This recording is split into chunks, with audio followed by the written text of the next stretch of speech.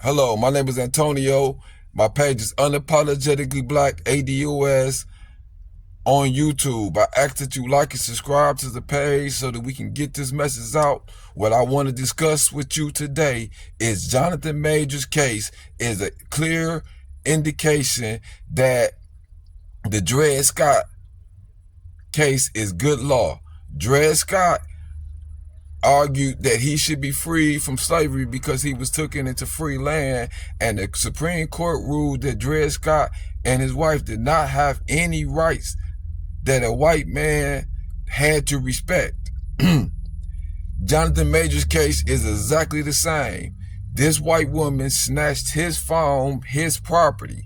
He take his property back. She continuously aggressively attacks him. According to witnesses in the car, she's the aggressor. He gets out of the vehicle and tries to flee the scene, yet the black man is still charged with being the aggressor. She alleges that he hit her in the vehicle, but the driver said that that was not the case, that she was the one who was the aggressor. Yeah, and there's a lot of bits and pieces of evidence that indicate that effectively what happened here is that they broke up. They broke up primarily, it looks like, because there was a text message that came in apparently from another woman, and she flipped out. And as you can see from the video, they had some altercation in a car in which he tried to snatch a phone out of her hand, and then she I am not going to lie, this black woman is very disappointing to me with her reporting, because what she should have said is he retrieved his phone back, his property. He was not snatching a phone from the white woman. She snatched his phone trying to go through his personal property, and that should be noted because that is an important aspect of it. She does not have a right to his property. He has a right to his property. So to suggest that he did anything wrong by taking his property back that was wrongly taken is wrong on this sister part. And she should have said that correctly. As a reporter, she should know the significance of leaving out or adding various aspects to a story. Bailed from the car, he bailed from the car, and then you see Jonathan Majors on video, on a surveillance video. Most of New York City has police surveillance cameras. You see Jonathan Majors running down the street. You see Grace Jambari running after him down the street, which I would think would make her the aggressor. There are also things that are going on in the courtroom. Now you have to understand, in spite of an eyewitness, that the only eyewitness in the vehicle, that she was the aggressor, in spite of video footage showing him trying to flee the scene, yet they still was able to find this black man guilty of assaulting this white woman, irregardless of all the assaults that this white woman applied on this black man. This is what I mean when they say that a black person has no rights that a white person has to respect. He continues to run, she continues to chase him, and then he runs across the street. Now, she follows after him, and she just runs right in front of this car, cuts it off. She is determined to keep following him. They show us some more footage. He continues to run, and it looks like she is now slowing down a little bit. She has started to walk. Seems like she's probably given up. And then we see... This is the same as when police shoot black men in the back and it is considered justified. Because this white woman had rights over this black man according to the legal system, and he should have obeyed or been obedient or submissive to this white woman. This is what the Jonathan Majors ruling is saying. This is why the saying, if she can't use your comb, don't bring her home, still rings true. she meets 3 people which were mentioned yesterday. Jabari mentioned that these people were strangers to her. She just met them in this moment right here. In their testimonies, they said that they could tell she was upset, but they didn't notice any injuries on her. Now, 2 of these 3 people testified in court, Chloe Zoller and Max Manning. What happened was, which was explained in court, is that after this, she met these 3 strangers on the street. She told them about what happened with Jonathan Majors, and they consoled her outside. And after talking, they invited her to a birthday party at Lucy's nightclub in Manhattan on the Lower East Side. And she said that she went because she didn't want to be alone. And in court, she said that she didn't notice any of the pain. She said, "I was upset about the cheating. It was on my mind." Now, one of these 3 people, Zoller, did say that they didn't notice any injuries on her, but she did complain about her finger in the club, in which they gave her some ice for. Now again, nothing about her statements is validated. It is clear she is using her hand, consistently rubbing it through her hair and all type of things, and nobody dealing with her that just met her recognized any injury on her hand, and she did not identify her having any injuries. So why is it that her word was taken at face value when all of the visual evidence shows that it's contradictory to what she says? Because this white woman has every rights, all the rights over this black man. And he was forced, and he was supposed to bow down and just basically let her run him. Basically give him, they don't want this white woman to lose access to his wealth. And if this white woman loses access to his wealth, then they will prefer to destroy him. in this footage, we can see that she is visibly upset. The people are hugging her, trying to comfort her. And then Jonathan Majors actually walks back and she tries to get his attention. She tries to talk to him, but he keeps going. He says some words. We unfortunately do not have audio, but he keeps going. He says something and she tries to cover her face like she's upset again. She continues to try and chase him, but it looks like he doesn't want any part of this. It then looks like he tries to put her back inside of the private car. She doesn't want to stay inside and he leaves. We then have footage of him being alone, checking into what seems to be the hotel that he stayed at that night. Then we see footage of her at the nightclub. Now, we've seen this footage before. We've actually seen better footage of this. It just shows Jabari at the nightclub. She doesn't really seem to be that hurt, although it's really hard to tell, of course, from surveillance footage. At some point in the footage, she brushes her hair back, in which they asked her in court if she could tell if she was bleeding in her ear where the cut was, in which she says, "I didn't touch my ear, so I didn't notice any blood." Now, here's something that is very important to know before we jump into the police body cam footage. It's important to know what the driver of the private car said.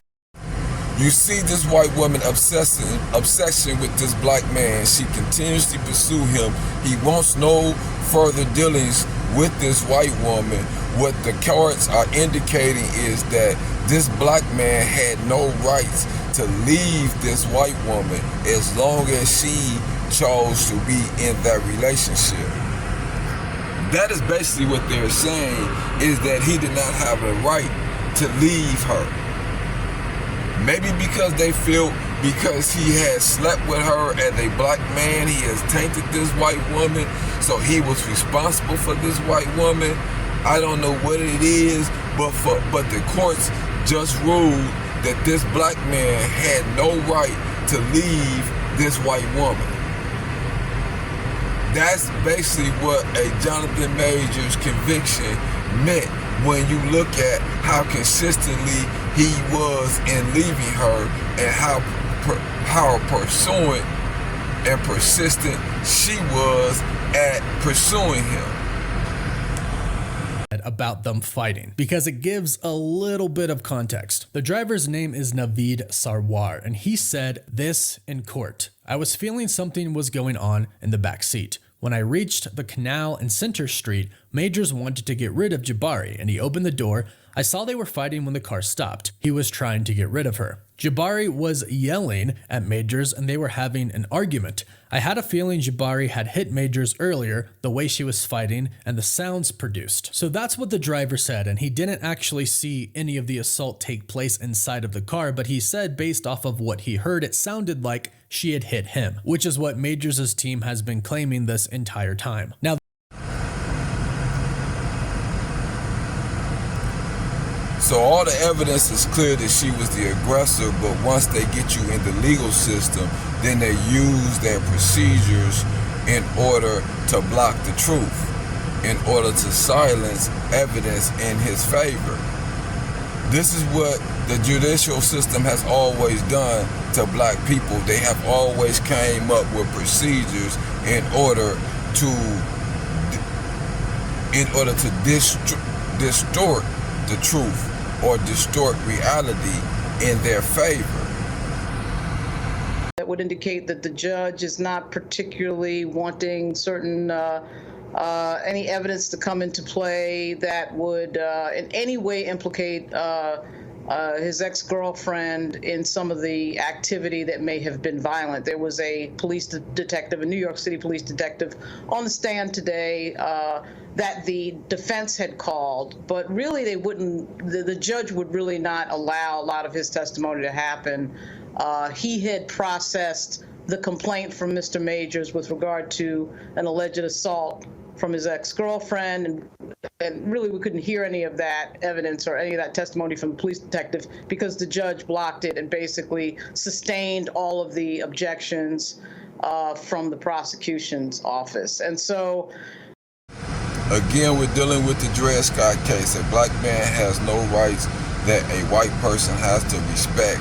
The judge will not allow in any conversations about her assaulting him, even off of a police report. They had no intentions of charging this white woman criminally.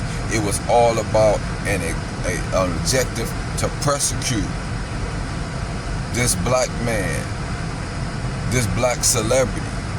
It was all an attempt to bring this black man down. What you're watching is an economical lynching, and black people should boycott any Disney movie that shows Kong with some other character. Why would you continue to support them supporting this economic castration? Understand, what they do to one black person, they will do to all. And us not understanding these tactics that these white people use leaves all of us vulnerable continuously to their system. We do not honor this as any type of conviction as a people, and any studio or film that choose to hold him accountable for this action should be boycotted by black people. You need to begin to have some type of principles. You need to understand that they do this individually to you, which leaves you vulnerable as a collective.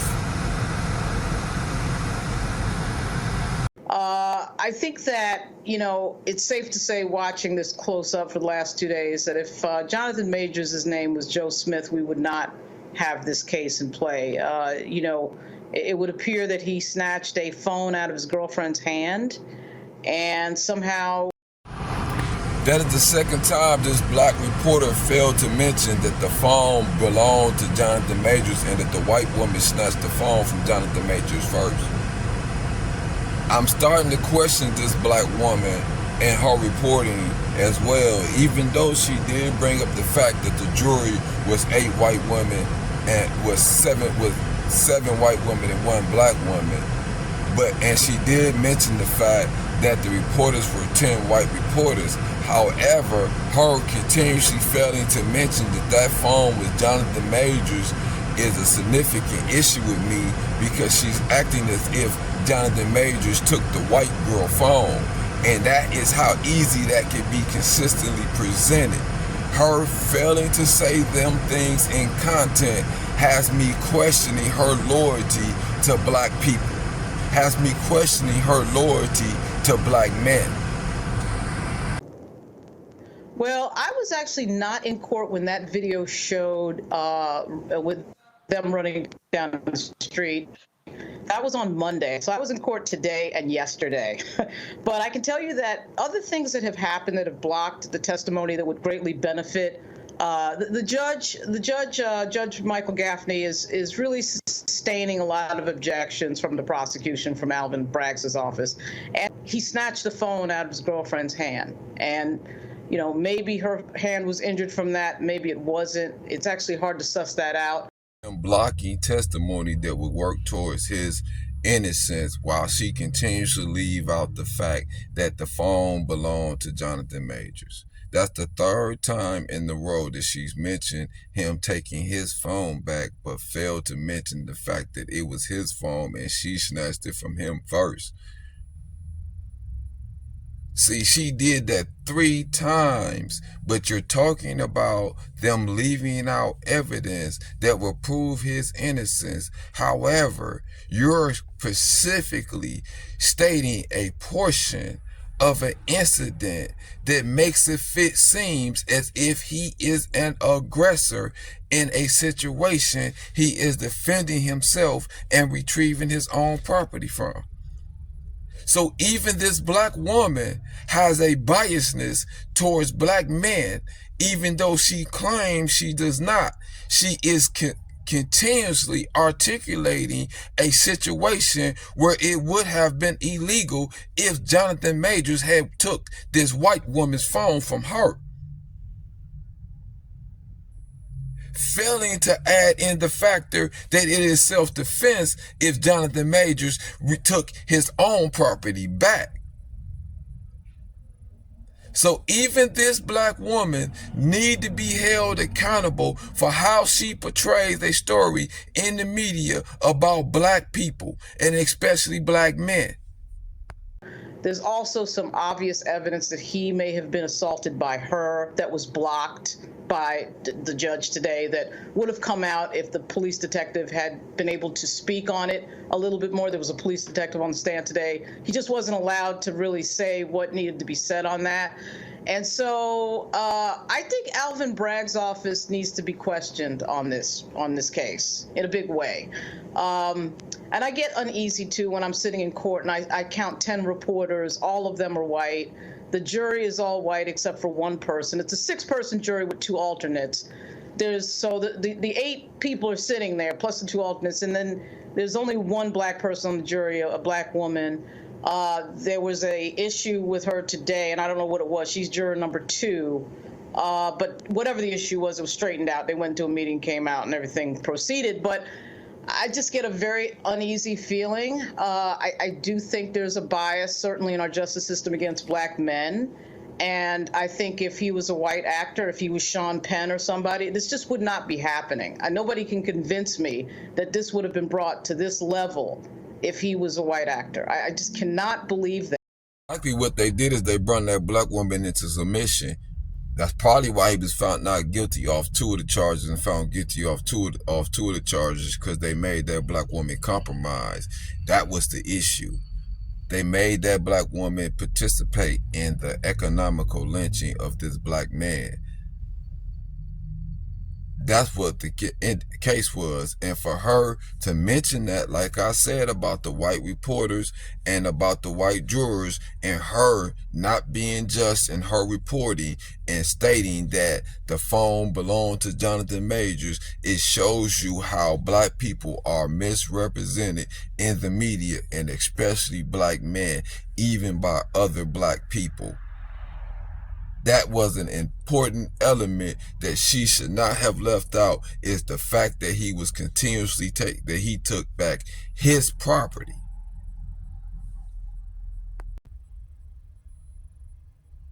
I need black men to understand that you are putting yourselves in a specifically vulnerable condition with these Europeans and their legal system when it comes to dealing with their white women.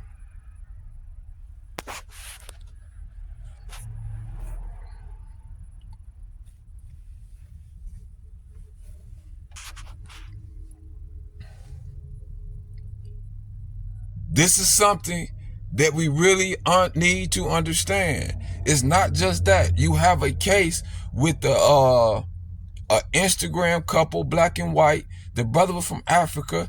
The white woman was continuously abusive towards him, and she ended up killing the black man, and they did not want to charge this white woman, even though they're friends. The whites also said that she was the aggressor in their relationship.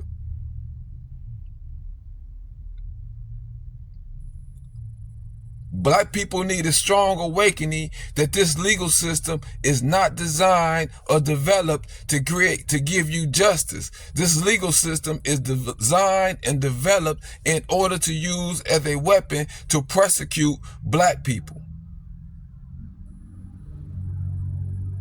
It is not prosecution.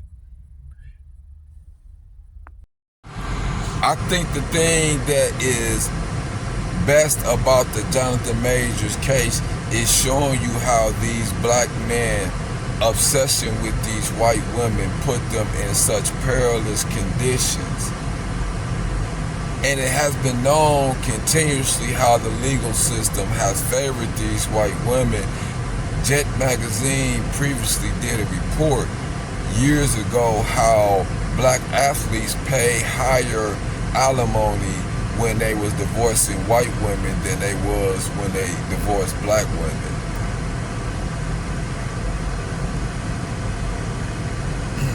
I think black man obsession with this forbidden fruit leaves you with less desirable women, meaning the white women that you choose to deal with are really mentally unstable. But because they've been set on a pedestal and placed in front of you like a forbidden fruit, you all have this obsession with these uncivilized people. And this obsession is endangering your financial situation.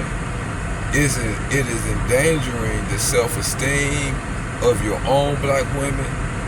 It is harming the self-esteem of your black daughters, your black nieces.